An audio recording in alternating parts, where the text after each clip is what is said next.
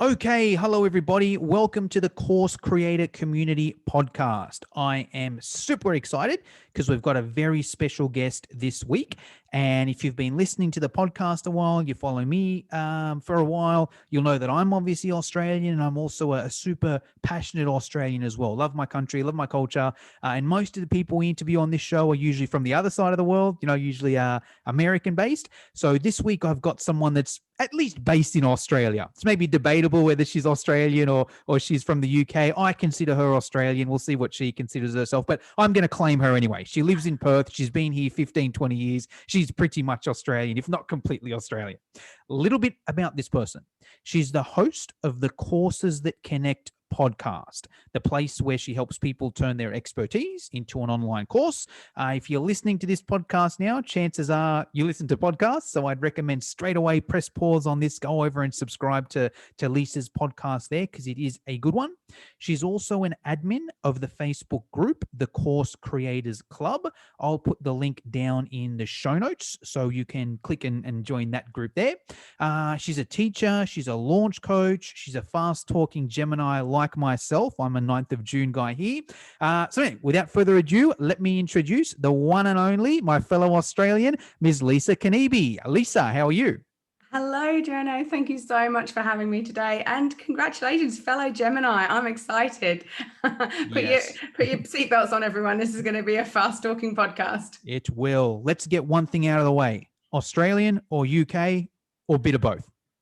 Bit of both. I'm a hybrid. So roots are in the UK, but home is in Australia. So 16 years and it very much feels like home here. Can't imagine ever living back in the UK. But we obviously miss family over there for sure.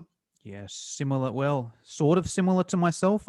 I've got to call myself a Greek Australian just by the name. Never lived in Greece, never born in Greece, but with a surname like mine, I've got to say I'm Greek Australian, but I'm pretty much Australian.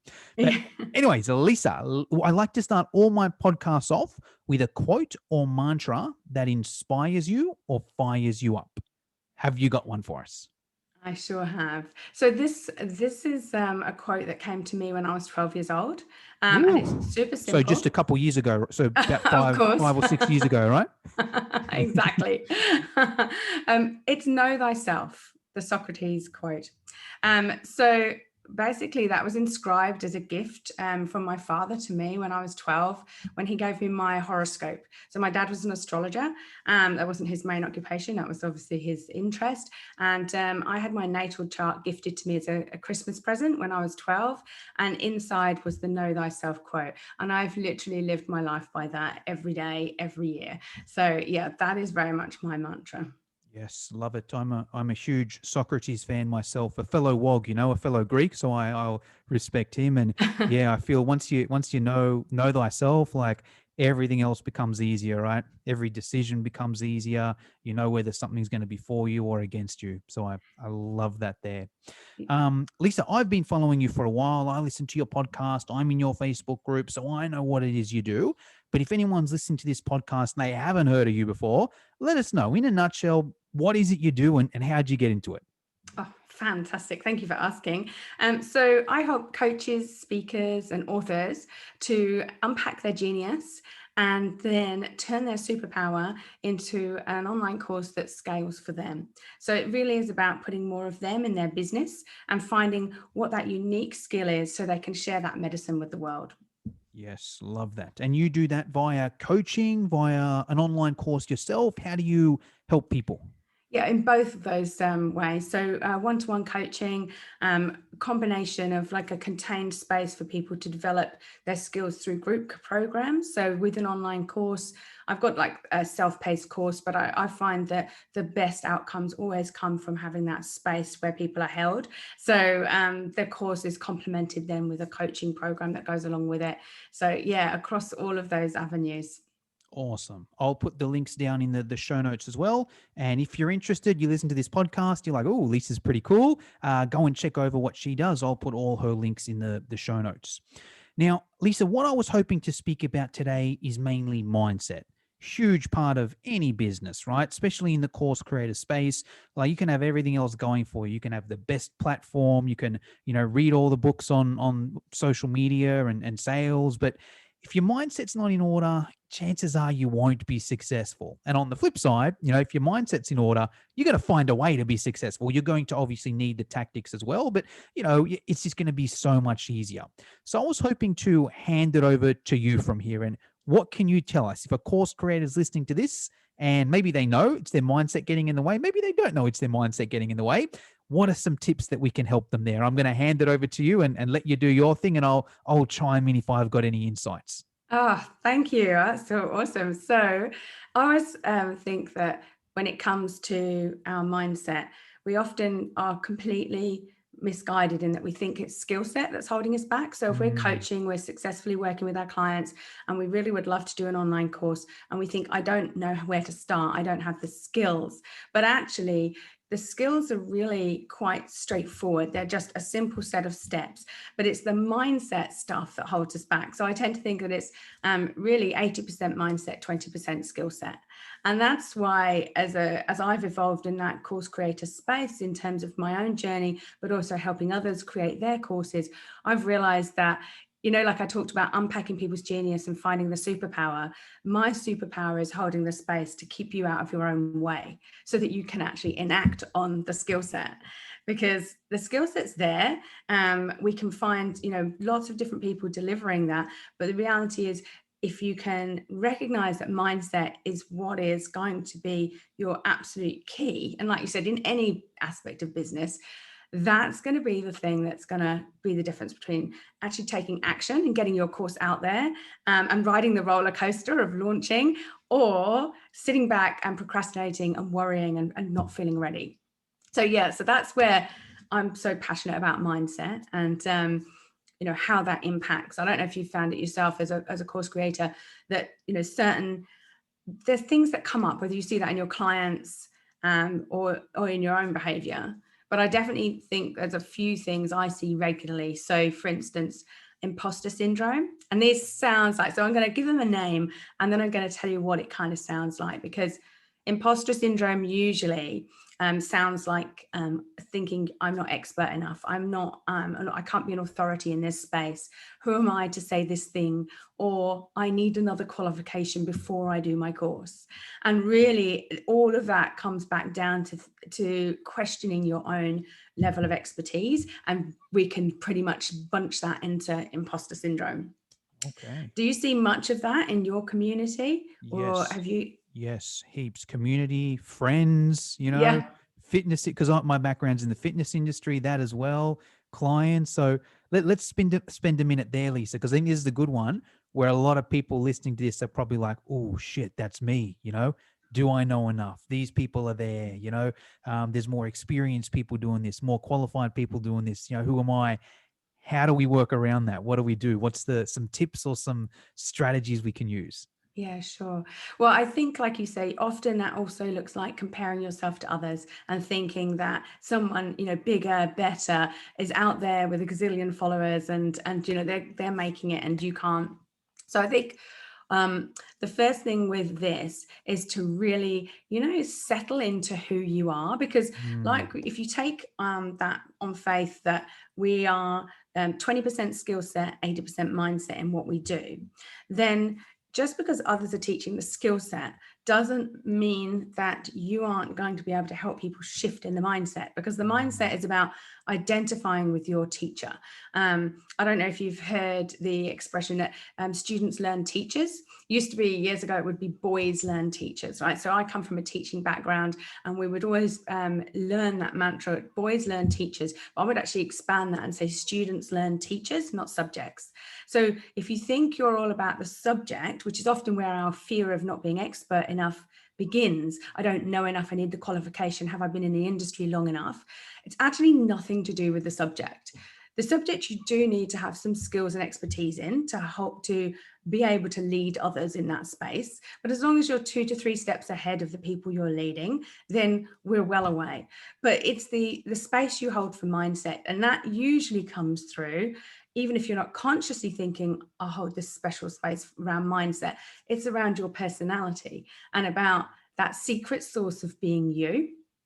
And once you know what's unique about you and that amazing talent that you bring to the game, that other people are just not going to be, you are uniquely you with your package of skills, experience, personality, buzz, whatever it is. That's what makes people want to work with you. And, that's the whole thing of learning the teacher. It's your personality that will enable someone to go from maybe I've had people done, Amy Porterfield's courses, they've worked with Grace Lever, but they've not been able to break through something. And then they come to work with me and I'm the right secret sauce for them. So it's just around knowing that you do have something super special there and unpacking that and believing in that. Yes. Wow. Okay. So much good bits of information there. Let me let me break this down, because I feel like you could just pause if you've got imposter syndrome. You could just pause this and just watch this 5 times and take notes and solve all of that. But I think there's some really good points there. Let's even start with just the simplest. So, okay, you only need to be 2 or 3 steps in front. And I might give some fitness analogies here as well, because a lot of this sort of stuff works well with people that want to get fit and fitness coaches and that too. So we can use the example of, say, Arnold Schwarzenegger. You know who he is, right? You know Arnold Yeah, Schwarzenegger? sure. Yeah, cool, awesome. So let's just say, my mum wants to lose a few kilos, right? Is she better off going to Arnold Schwarzenegger, or is she better off going on to maybe a woman who's the similar age of her, that's been through a similar journey and she can relate to more, right? Not saying that woman is a better personal trainer than Arnold Schwarzenegger, or has more qualifications, or, has more experience. No, they don't. But that doesn't mean they're not going to be better for my mum there, for whatever it may be. Let's use the Amy Porterfield example. Both me and Lisa are in that space there. It could even be a matter of something. I'm not saying this is right, but it could be a matter of someone's like, oh, well, she's in America. It's easy to do it if you're in America. I'm in Australia. Do these things work in Australia? Well, hold on. Lisa's doing these things in Australia and it's working. Jono's doing these things in Australia and it's working. You know what? I might go to one of these people here, It could even be the specific system. Okay, cool. Amy Porterfield teaches a launch type of system. Okay, maybe, Lisa teaches a membership site system, or whatever it may be. There's just so many differences in there, which I think is important. And then just the personality side of things. It's like, I don't know anyone that every single person in the world likes. Even if you're the most likable person in the world, someone's going to have a dig at you, You're too serious, or you're too funny, or, whatever it may be, someone will have a dig. So instead of being like, oh, I can never be like that, cool. Let's use an example might be Instagram Reels. There's a lot of business coaches dancing in Instagram Reels. I could never do that. So, if you're tossing up, you're like, well, hold on, Amy Porterfield, she dances in Instagram Reels, she's got that side of things. Oh, I'll feel a bit uncomfortable if I try and be her and dance in Reels. Oh, hold on, here's another system where I don't need to do that. So I think that in a nutshell, you nailed it with settle into who you are, and it goes back to your first quote as well, know thyself. Like, once you've got that, everything is so much easier. And then even the confidence side of things as well. Once you know who you are, if someone's like, well, Lisa, why should I go with you and not Amy Porterfield? Could be like, well, you can go with Amy Porterfield. That's fine. She's great. She does amazing things. Here's me. Here's what I'm good at. If you like that, go with that. If you don't, see you later, bye. There's a million other courses out there. It's just so much easier frame to go in. Would that summarize some of what you said there? Absolutely. And I think I love the way you give examples, especially like you say, the Reels example really resonates for me, because I am so not a dancing person on Reels. I would lose followers if I did that, I'll tell you now. Exactly. And it's about, it's that sinking into who you are. And I know that when I first started in my business, this was about over 5 years ago now, I very much had that, like we all probably have that imposter syndrome. And I was always looking for validation outside of myself, like the next qualification or the acceptance of this. And soon after several experiences of doing those qualifications and thinking this would give me that sense of permission to be who I am and own that space, it really was, that self-awareness that it actually all comes back to just the more successful I was when I was really sinking into who I am and grounding in me and allowing more of that to shine through. And once I realized that, you can be quirky, you can be you don't have to try and look like other people. That's so liberating and also a little bit scary, because it's like, wow, now I really have to, like you said, just kind of fill up on who I am and be unafraid to go out there and share it. So yeah, all of those things you said, fantastic examples. Love it. I want to piggyback even further still, because this stuff really relates with me in my first business when I was running a fitness boot camp. I had some similar experiences where I was super insecure about running my boot camp. Because if you look at me, I'm not the biggest guy, I'm not the strongest guy, I'm not the fastest guy. I don't have looks like a supermodel or anything like that. And I thought, oh, that's what you need to be successful, right? And then Yeah. I heard this one quote. This is one of my favorite quotes ever, which is, people don't care how much you know until they know how much you care. Oh, I love it. And I was like, hold on, maybe I can't be the muscliest guy or the best looking guy, but you know what? Maybe I can care more than anyone else. Maybe that could be my superpower, I'm just going to be that person that cares more than anyone else. And then as soon as I implemented that into my business, I skyrocketed. And I was actually more qualified than most people. I was an exercise physiologist, but I still sucked as a personal trainer because I wasn't, looking into my own side of things. So it was like, you know what? That's who I am. I'm a guy that cares. Let me show that. And then there was actually a rival boot camp down the road from an Olympic Games gold medalist, Lauren Eagle. I don't know if you know her. Probably shouldn't have mentioned her name. That's right. You don't know her anyway. Most people listening won't know her anyway. But she ran a local boot camp. She was an Olympic gold medalist. My boot camp was busier because I was using my superpower there. So I think Yes. that's important. And then the other thing that I realized as well when I was running this fitness boot camp is there's so many different forms of fitness, right? Some of them you like, some of them you don't like, some of them other people. It's unlimited. And I tried to sort of cater for what was popular.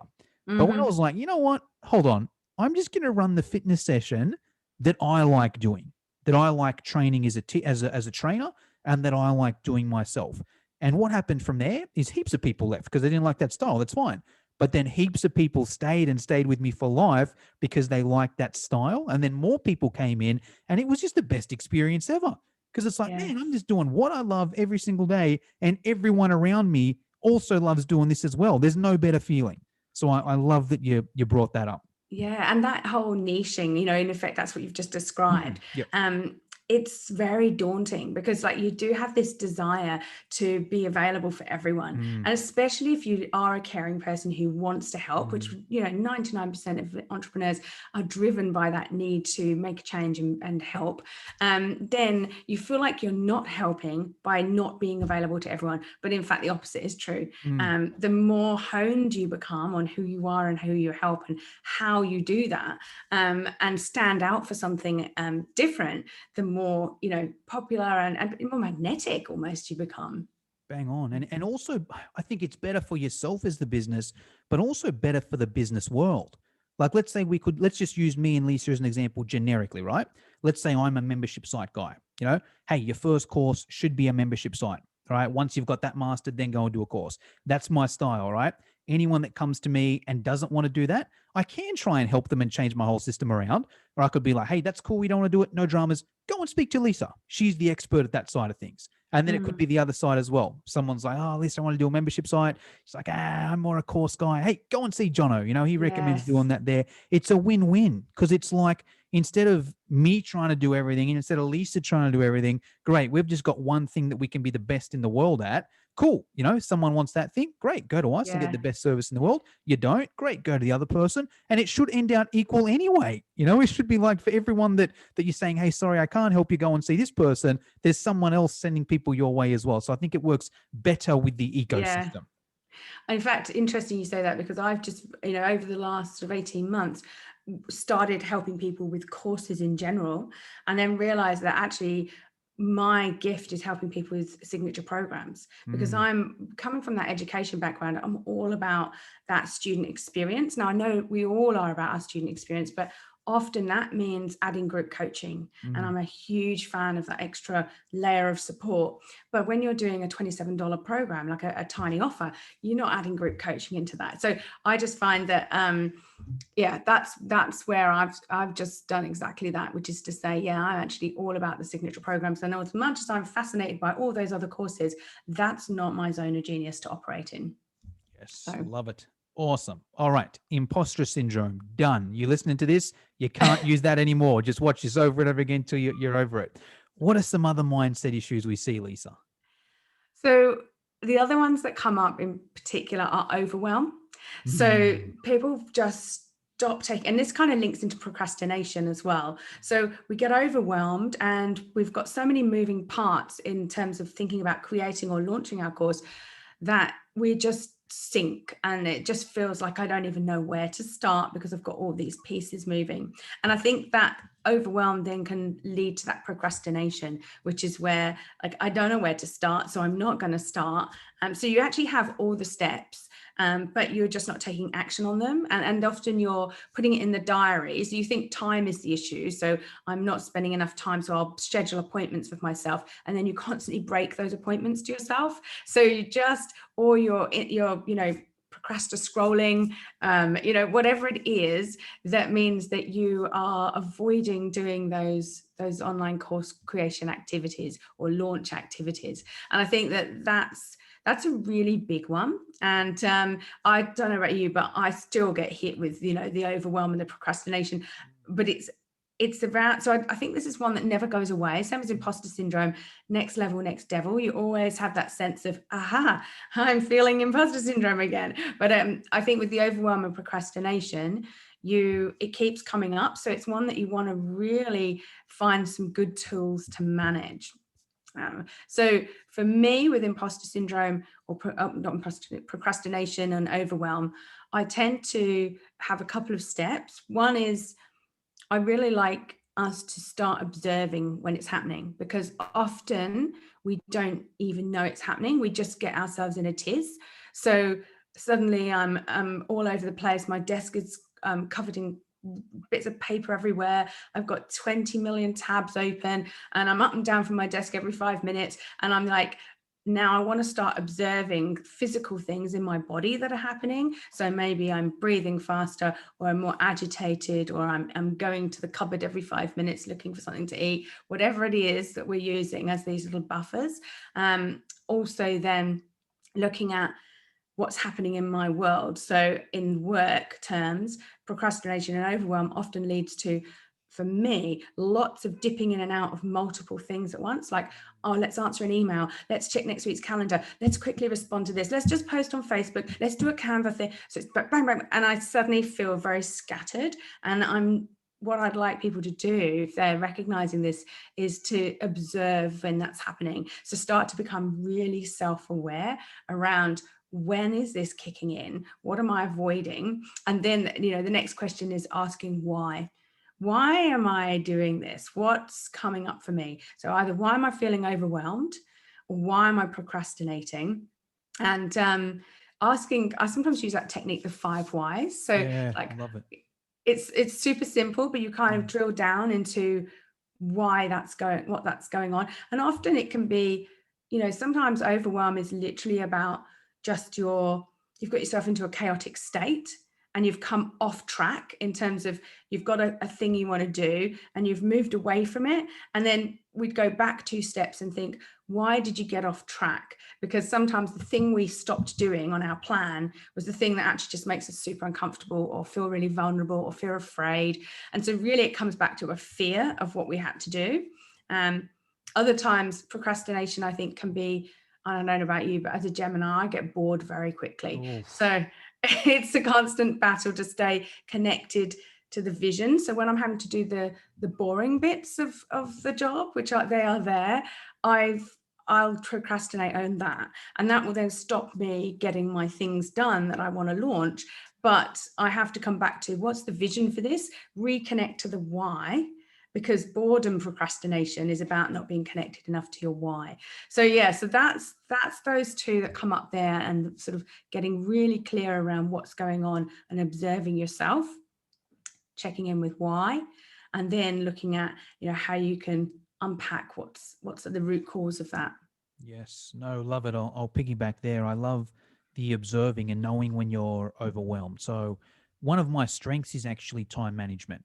And still, regularly, I'll get overwhelmed and I actually get bad headaches. But now I've realized it. It's like, man, why have I got this bad headache? Then I'm like, oh, it's because I'm overwhelmed. I'm trying to do a million freaking things at once. Let me just simplify it. Okay, what's my goal? Okay, this is my goal. What's the one thing I can do to get me closer to my goal? It's going to be that thing there. great. All this other crap, I'm going to put it to the side. It's got to be done, but it doesn't have to be right now. As long as I do that one thing that's going to bring me closer to my goal, it just brings it a lot clearer. It gets rid of a lot of overwhelm, but it still helps me with that focus where it's like, okay, it's not like nothing's getting done. It's like, okay, this one most important thing is getting done. So I think that's important there. I love the 5 whys. I'm a big Tony Robbins fan. Do you listen to Yes. Tony Robbins much? Yeah, I love Yep. Tony Robbins. Yeah. Cool. So the best course that I've ever done is Tony Robbins' time management course. Oh, wow. Yeah, amazing. Best thing ever. It's affordable as well, maybe $200-300 US. Mhm. It's on audio CDs, right? No way. That's how old it is. I bought it. I had to, because my laptop doesn't have CDs, I had to get some converter on eBay so I could plug it in and listen to the CDs. But it's literally the best thing ever. Like his time management is amazing. And just his major strategy is, all right, what's your goal? What's your life goal? Why do you want that life goal? Why do you want that? And I'll use myself as an example. Mhm. So my goal, let me have a look at my goal board up here. Let me think of the best way to describe it. All right, cool. So my goal, to simplify it, my goal is to pay off my property. So I've got investment properties. My goal is to pay them all off. And it's Mhm. like, okay, well, why do you want to pay them off? Okay, well, I want to pay them off to be financially free. Okay, why do you want to be financially free? Okay, well, look, if I've got this amount of dollars, I can live the lifestyle that I'm living at the moment without having to work. And then, any money I make from work, okay, great. Then I can do, other stuff with it. Okay, why do you want to do that? And then if you keep going deeper and deeper and Yes. deeper, it dives in. I just get really specific. Okay, cool. This is exactly what I want to do. And then once I Mhm. visualize that, I can't wait to work. I don't care if it's the most boring task in the world. I'm just so motivated. And then it'll go down. It'll be like, all right, cool. So the first thing I need to do is pay off this one home loan. How do I pay off that one home loan? Well, I need to make X amount of sales in this business here. Okay, how do I make X amount of sales in this business here? Okay, here's the next thing I got to do. And it brings it so much clearer. So any of the listeners, I'd recommend have a clear goal, get down to your 5 whys, put it up on your wall, and then it's so much easier to overcome that. So Yeah. I love that. Any insights there, Lisa? Yeah, well, absolutely. Like you say, that connection to your vision, but Mm, drilling down into it, because often we have like a yeah. big sort of vision statement, but it doesn't have heart meaning, like Yeah. it doesn't resonate inside in a feelings way. And we Yeah. have to feel super connected to feel motivated to do the hard things or to do the boring things or to just keep going when, you're not always seeing the instant rewards that you might like to see. So I think that's it. That's really those 5 whys. And I love the way you express that with drilling that down into, from your vision right back into the why of why am I doing this today? Yeah, really motivating and empowering. And so if you are hitting those overwhelm or procrastination walls, those are the techniques that you can tap into, and super simple as well. Yes, agree. Okay. You got one more for us, Lisa. We've spoken about imposter syndrome. We've spoken about overwhelm and procrastination. You got one more common thing you see. I would say the biggest thing I hear is I don't have time. Mm, So we throw this one around a lot. We throw it around all the time, regardless of where we are in our journey. But often, especially if we're quite busy with our one-to-one work and we really know we want to change our business model to have that more passive income stream coming in and have it through a course or a membership. And but we are busy in our work. So we're saying I don't have time because that's how it feels. But really, I think I don't have time is I'm not making this a priority. mm, And when we change the language and say, instead of saying I don't have time, saying, oh, I'm not making that a priority today. It's the same with like exercising. yeah. I'm not making my health a All the priority time. today. Yeah. I'm not going to make my eating a priority today. And it's like, really? It really gives you a little pinch. It's like a wake up call around, hello, is that? And then you go back to that vision of, well, what do you really want and why do you want it? And then it's like, well, actually, I need to prioritize time. So time's such an, it's one like I say, whenever I have course creators coming to me and we're sort of asking those open forum questions, time is always the battle. And I just think that's almost the easiest one to win because it's really just a perception of your Mm. priorities. I love that one because it brings me back to the fitness world. It's and that was you win every time in fitness with that objection handle. It's like, oh, I don't have time. Okay, so what I'm hearing you say is your health and fitness isn't a priority. Is that right? And it's like, it's funny because my mum always uses that one, She's like, nah, I don't have time to exercise. Well, what do you do all day, ma? Well, I've got to do the cleaning, I've got to do the washing, I've got to do the ironing. Okay, so are you saying that the ironing is more important than your fitness? Is that what the ironing is more important than your health? Is that what you're telling me? She gets a bit angry, and I can be a bit cheeky because it's my mum, but really, like, it's true. Like, everyone's got the same 24 hours. It's just, what are you doing those 24 hours, and how much do you want it? I'll use another example. Okay, I'm just going to say my friend because I don't want to say any names, right? So I've got this friend, same argument, and I use that argument on her. I'm like, hey, everyone's got the same amount of time. And she's like, well, not really, because, some people have got more to do in that time. She goes, let's say, for example, she's got a friend. So she's like, hey, I've got this friend. She's married to a guy. That guy's super rich. So, she only has to work part-time. So she's got more time to exercise than I have.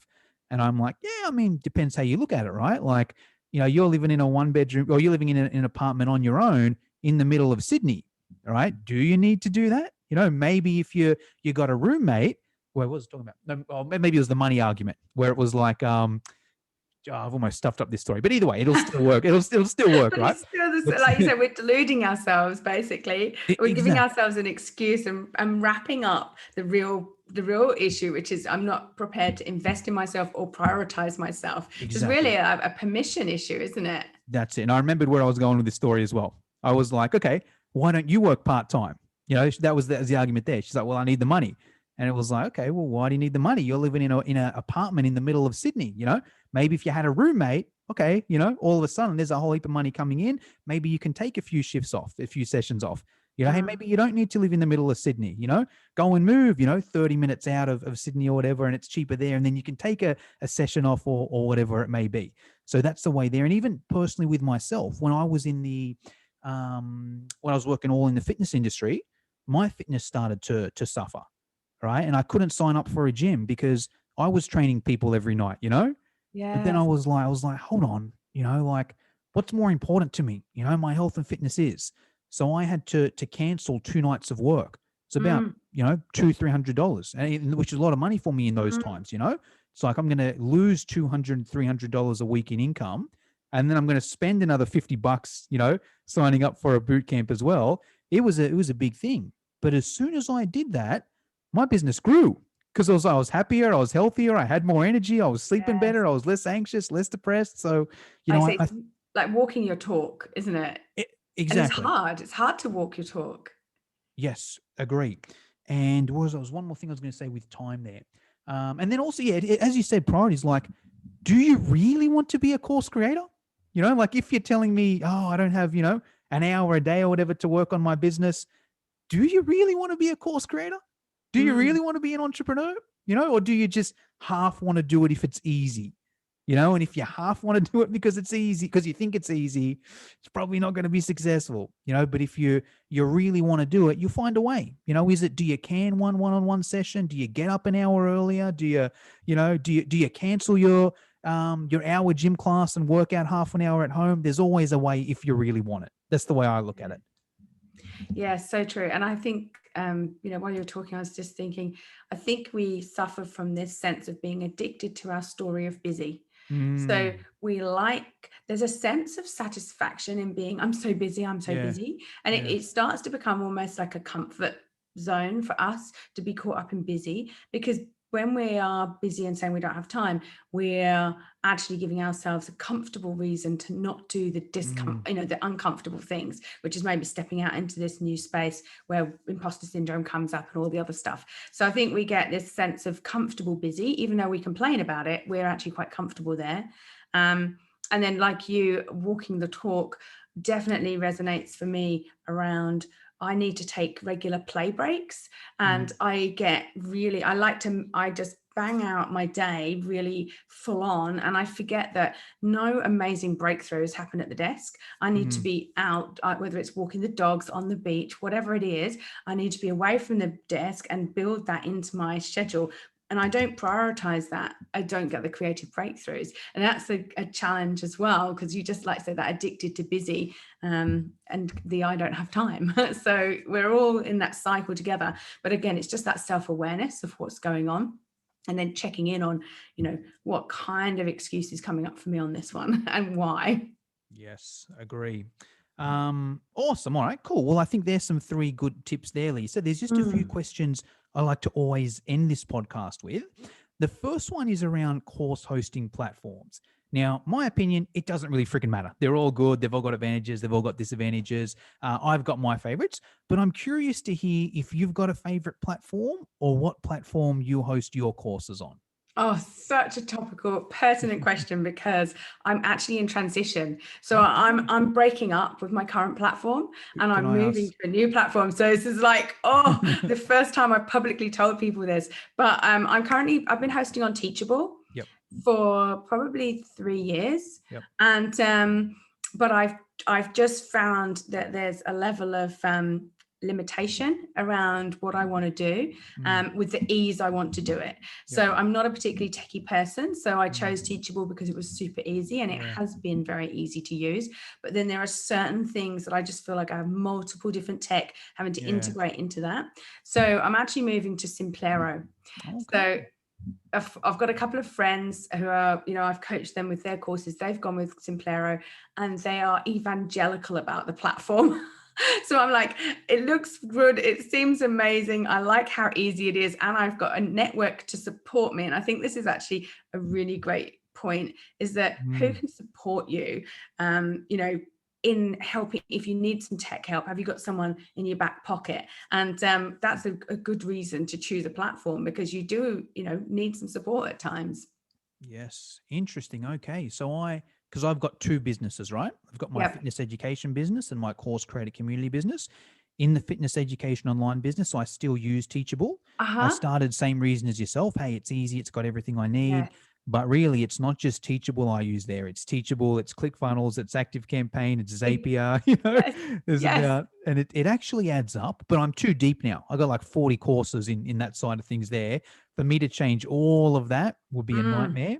But with the course creator community, I use New Zenler, and I really like that because it's all in one. It's got everything I need there. So I would, if anyone, and this is just my personal take, right? If anyone's listening to this and is starting you or only has like 1 or 2 courses, I like New Zenler. We'll check out Simplero as well, obviously. But that's the limitation for like a Teachable. It's like, it's not just Teachable you're getting. No. It's numerous different things there.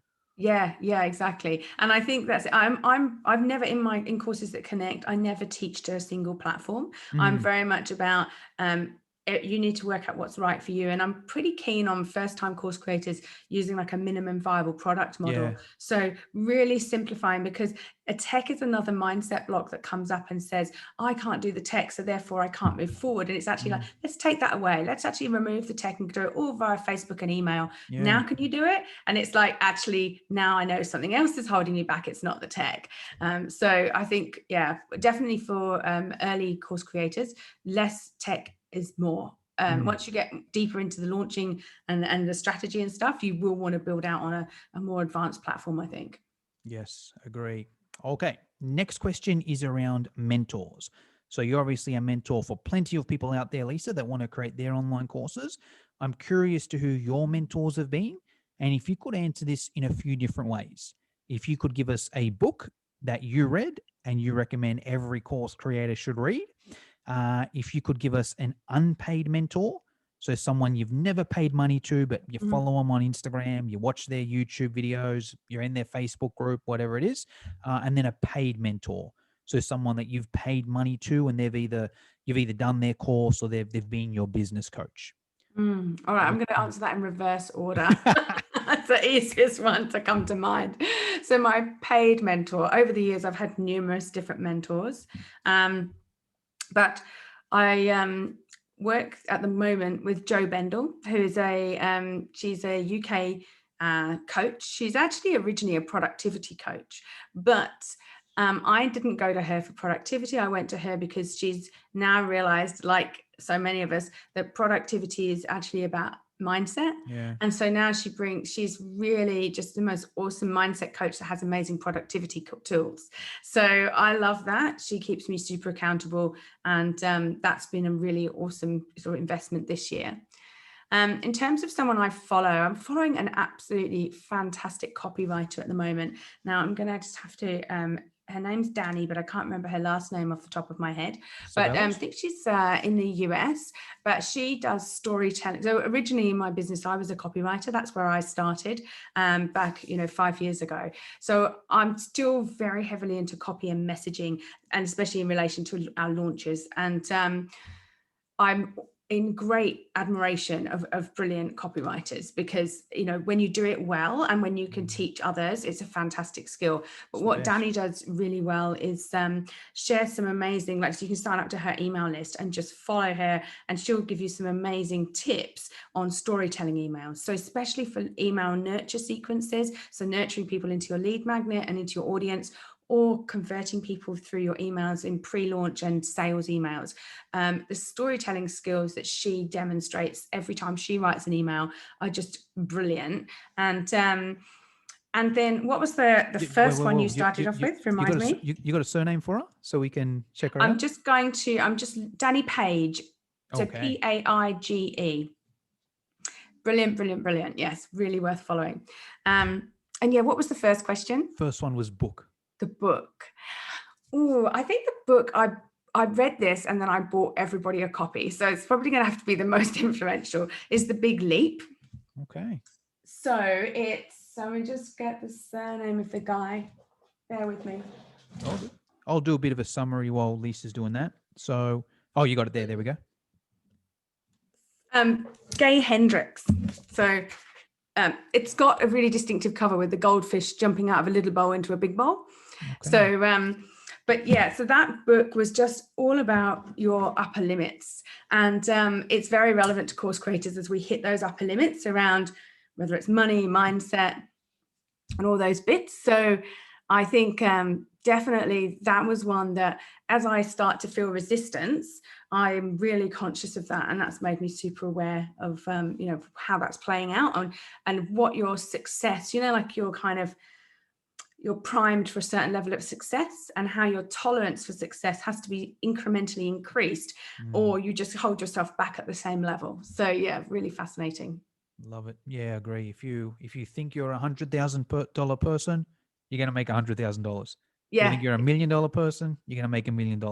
You think you're a $10 million person, you're going to make $10 million, So it's, how can we have that leap there? I don't think I've read it. I've heard that book. I was trying to look on my bookshelf there. I don't think I've read it. So I'm going to have a better look when we get off this call. And if I don't have one, I'm going to buy it straight away, because I've heard a few people recommend that. Yeah, it's on audio as well. I'm a big fan of audiobooks. So it's one that is not too challenging to listen to. I have the paperback as well, so I can kind of cross-reference. Yeah. But I find some of the really great books are challenging on audio because there's lots of activities to do during them, whereas this one's really just a good listen as well. Well, I'll definitely check that one out. There was Danny Page. Yeah, I think copywriting's, when it comes down to it, probably the most important marketing skill. It may not be the most important to start with, because there's so many things you got to learn, right? But I think long term, it's probably the most important, because it's like, if you can write good copy, you're going to get people reading your Facebook posts. Then you're going to get people reading your emails. Then you're going to get people reading your sales page. And if you don't have that copywriting, it's hard to scale. Obviously you can get on, you can do Zoom calls, webinars, chatting the DM and all that stuff's good, but that takes time.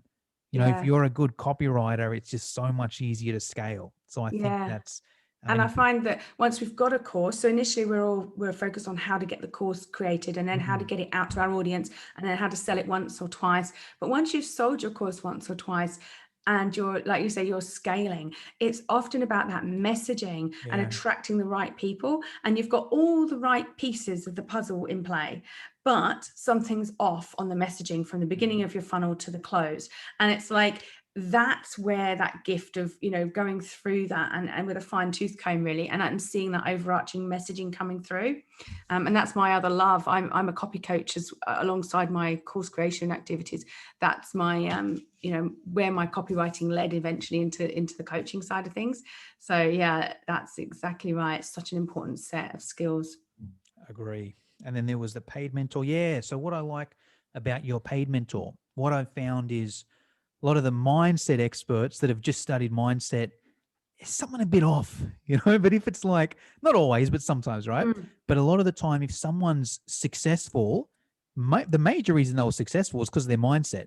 And it just so happens that you're like, man, a lot of the mentors that I've picked have been because of their mindset. I'm like, this person has a mindset that no matter what they did, they'd be successful. That's what I want to learn. Yeah. I'm going to hire this person to mentor me. Even if they're a business mentor, I'm mainly going there to see how they look at things and how their mind works. So I think that's important. That's where I think a lot of the true mindset coaches come in, right? They've been Yes. successful in a business already. They've probably been a business coach. And then they're like, hold on, it all comes down to mindset. Let me share the mindset things that have helped me run this business as opposed to the strategy. Yeah, absolutely. And I think that's it. Productivity tools are not exciting. I would not have been signing up for that. I would have been like, yeah, something else. But when she wrapped that around, the why of what you're doing and why you're not connecting and whatever, that was what was really speaking to me. Because to me, that solves the problem at its root cause. And it just translates across all the other aspects of your business. Yes, I agree. Awesome. Well, Lisa, I could talk to you all day, but I want to be sensitive of your time. That's pretty much all I wanted to cover today. Is there anything I should have asked you but forgot to, or is there anything you want to finish us off with? Oh, great question. So I would, what would I love you to ask me that you didn't ask? Goodness. I think where I'd love to be in 3 years' time. Yeah, there we go. Where would you love to be in 3 years' time, Lisa? I would love to be running my business from my own yacht, sailing around the world. Love it. I hope to be a blue nomad someday with my husband. And I've been designing my business to move around the world with me and be location independent. So hence that move away from that one-to-one done for you service of copywriting and into that more one-to-many service of coaching and courses. So yeah, the dream is alive. This year, it was the year we hope to actually be on board at some point and starting to build towards a blue nomadic future. Love that. Well, I'll keep an eye out on your social media. And Yeah, when I see sure. that post, I'll like it multiple times and be like, you know what? I interviewed Lisa 3 years ago. She told me this and here she is. Yeah, and when we sail into Sydney, let's hook up in person. Sounds awesome. All right. Well, Lisa, thank you very much for your time. Everyone listening, make sure to go and check out Lisa's podcast. It's the Courses That Connect podcast. So go and check that out. Lisa, I'm going to leave you to it. Thank you so much. It's been an absolute pleasure. Awesome. Thank you for having me.